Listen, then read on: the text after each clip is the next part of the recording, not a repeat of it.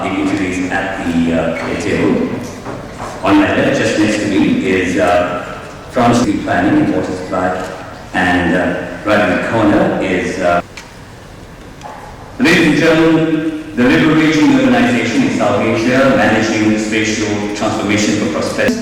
Countries of what's happening in neighboring countries is also very relevant for Sri Lanka, and we're very happy to have you to welcome you to this. Ladies and gentlemen, on this very special occasion, I now have the pleasure of inviting a very senior cabinet minister. He has held top ministerial portfolios during his political career. Notably, he's been Minister of Justice and Minister of Posts. He is a personality from the legal profession, attorney at law. Ladies and gentlemen, it's my pleasure in inviting Honorable Rauff Hakeem, Minister of City Planning and Water Supply, to address you all.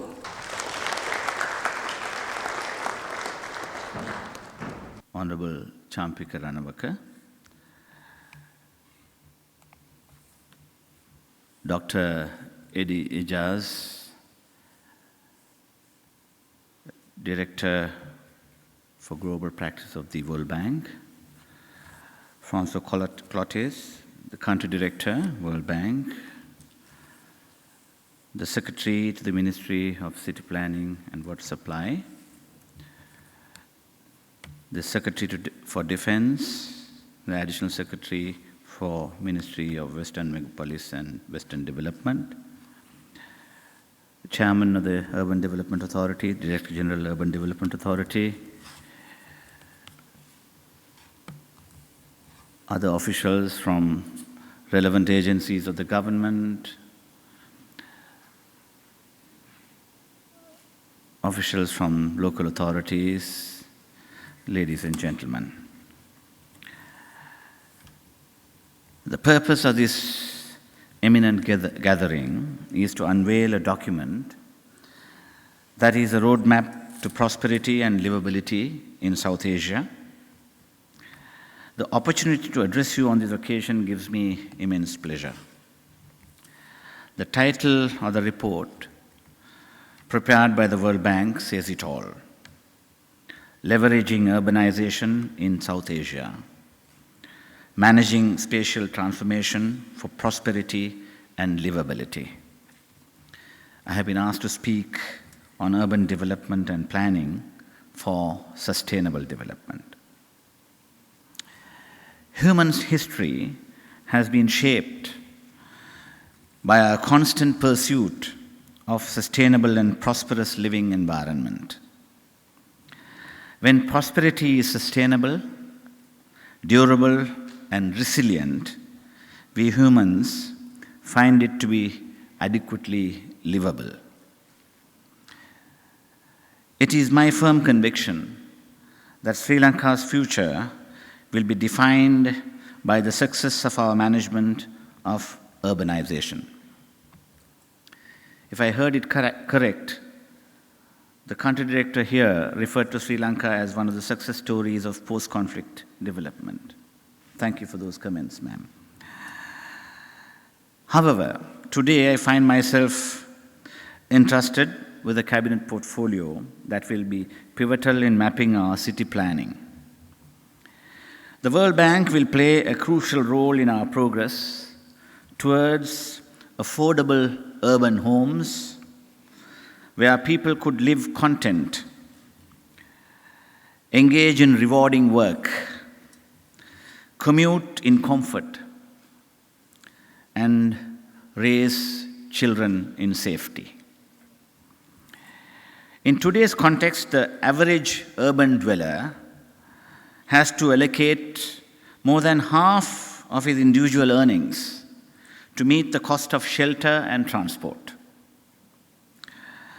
The rapid urbanization creates challenges of ensuring that development is efficiently organized and its rewards equitably distributed. The rather haphazard ribbon development, which characterizes most of Sri Lanka's urban areas, and the congestion, limited services and infrastructure in our cities show that Sri Lanka is still struggling to implement the investments needed to effectively manage urban growth. This endeavor entails technical challenges that pose difficulties to the multifaceted transformational growth. Why I say it is transformational is because there are multiple areas of change that we ought to simultaneously effect, transitions to be able to achieve a holistic next level of growth. We understand the challenges that investors and those of you who work with them are facing. Despite our best efforts of all of you, the officials, technical and bureaucratic regulatory processes can be lengthy and confusing. There is a concerted call on many of our agencies to be much more customer responsive and constructive. Greater competition could be encouraged on many fronts. Major challenges remain in ensuring sustainable urban growth and management across our nation in all its major urban centers and cities. Planning to meet these challenges in the developing cities as a key thrust of the new unity government on the one hand, while on the other hand, our development goals have to also be contended with the world gravitating too fast into new paradigms of smart cities.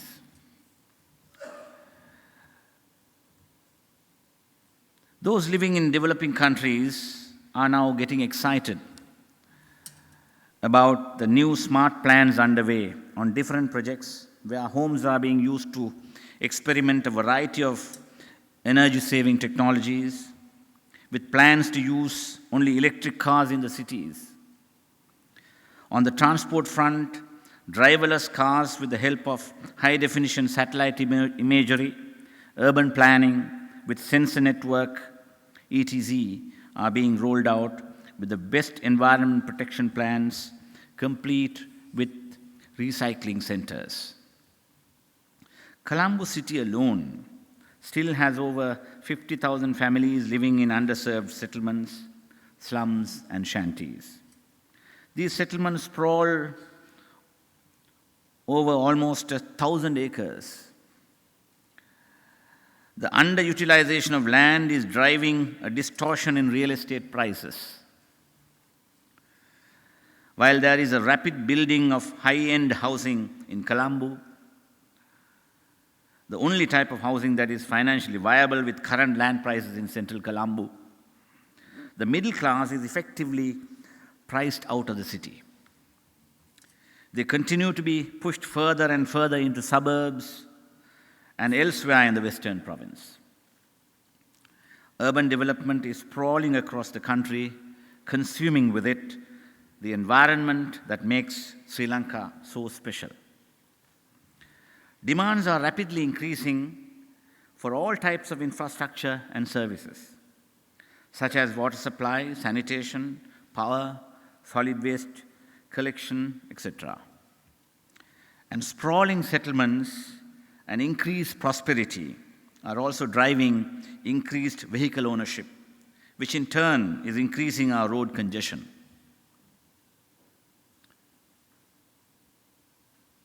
Interestingly, I would like to quote from one of the mayors of Bogota, from the country from which Eddie himself, Dr. Eddie, hails, who once said, "Development is not gauged by how many poor own cars, but how the rich travel by public transport." So, with those comments, it's important for us to realize that our authorities are struggling to cope with this unmanaged and rather uncontrolled expansion. And that trajectory is clearly not sustainable.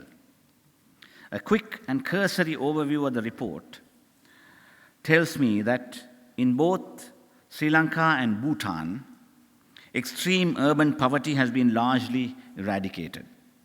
Let me quote, opening quote, Sri Lanka cut urban poverty particularly quickly from 7.9% in 2002 to about 2% in 2013. It also fares well on the relatively small share of its urban population living in slums. So by regional standards, on these two indicators, at least, Sri Lanka has cities that are relatively prosperous and livable. Sustainable city development will also need to entail alternative housing for the urban poor, as they are the service providers for city dwellers, the industrial hub, and the ports. Human security is a subject, quite surprisingly, has been overlooked, pardon me for saying this, in the rush for development by not only us, but also by the World Bank guiding principles. I wish to acknowledge a note of caution for Sri Lanka policymakers to be mindful of the risks and hazards in addressing urban development and infrastructure deficit. The forewarning is to avoid hazard-prone areas and not expose communities to more risks. I see the emphasis being placed on the concept of critical infrastructure that underscores the importance of having higher than usual margins of safety and take cognizance of the national disaster risk financing frameworks too. The report suggests developing this based on risk layering to match risks with appropriate financing instruments to help urban areas cope with disasters. There are also suggestions to reduce the financial risk of disasters even more, where cities can develop risk insurance frameworks independently and under national umbrella. The report contends, I quote, "The most extensive current risk financing in the region is in Sri Lanka, which has a contingent credit line that provides immediate liquidity to the country should it declare a state of emergency after a natural disaster strikes." End of quote. Success in urbanization is the development of the capacity of cities to cope with an ever-increasing population. This capacity improvement has also to contend with the social, economic, and physical infrastructure of the city. That predicates that the pace of urbanization should remain relative to the ability of the city to meet the new demands.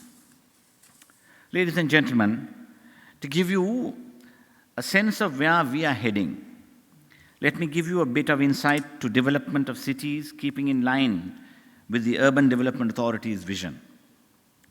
We hope to cooperate with the UDA in city planning, carrying forward our work along some specific dimensions. Here are a few things we have on our agenda for sustainable growth. First, we must grasp what drives urbanization. Globalization, trade, information and technology-driven industries makes the growth of cities and shrinking agricultural communities inevitable for a small nation such as Sri Lanka. Today, our focus has therefore shifted to the creation of a super city or a megapolis in the Western Province. This metropolitan region will be the center of our island's economic activity.